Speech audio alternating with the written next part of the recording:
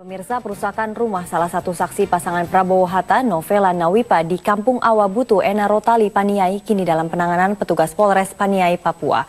Perusakan di rumah Novela Nawipa dilakukan pada pagar dan kaca jendela depan rumah.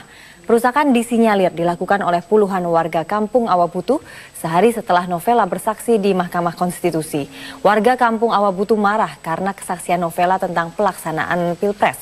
Polisi Polres Paniai segera memeriksa sejumlah saksi dan menurut Kapolres Paniai AKBP Daniel Trionggo, terlepas dari urusan sengketa Pilpres, perusakan rumah Novela murni tindak pidana. Setting baik-baik. Langkah awal kami sudah menerima laporan dari masyarakat tentang kasus pengerusakan. Saksi pasangan Prabowo Hatta, Novela Nawipa, membantah diancam setelah bersaksi di sidang MK 12 Agustus lalu. Padahal sebelumnya ramai diberitakan di media, Novela mendapatkan ancaman dan rumahnya di Papua dirusak setelah bersaksi di sidang MK.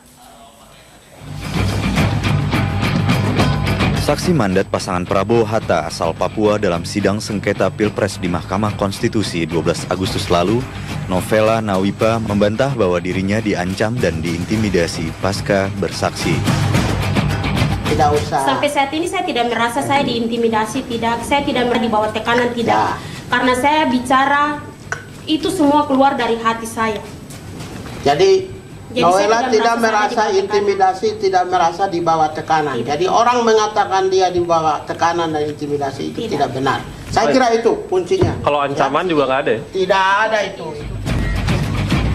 Pernyataan Novela ini disampaikan dalam pertemuannya dengan Komisioner Komnas HAM, Natalius Pingai, hari Minggu kemarin. Dalam pertemuan itu, Natalius juga meminta kesaksian Novela tidak dipolitisir. Ada Novela itu tidak dalam keadaan ancaman. Karena itu tidak perlu tokoh-tokoh politik nasional atau siapapun berbicara bahwa dia dalam keadaan ancaman. Tidak ada.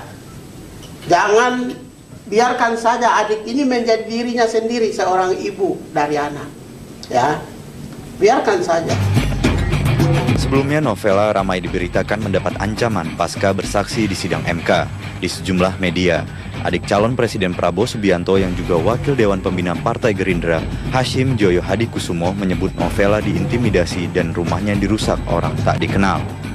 Sementara itu, Bupati Paniai Hengki Kayame menegaskan, saat Pilpres 9 Juli lalu, Novela tidak berada di Ena Rotali, Papua. Paniai Pilpres sesuai dengan ketentuan yang ada. Jadi Desa Awabutu, TPS-nya ada di lapangan sepak bola Karel Gobai. Dan saat itu Novela tidak ada di tempat? Ya, Novela tidak ada di tempat.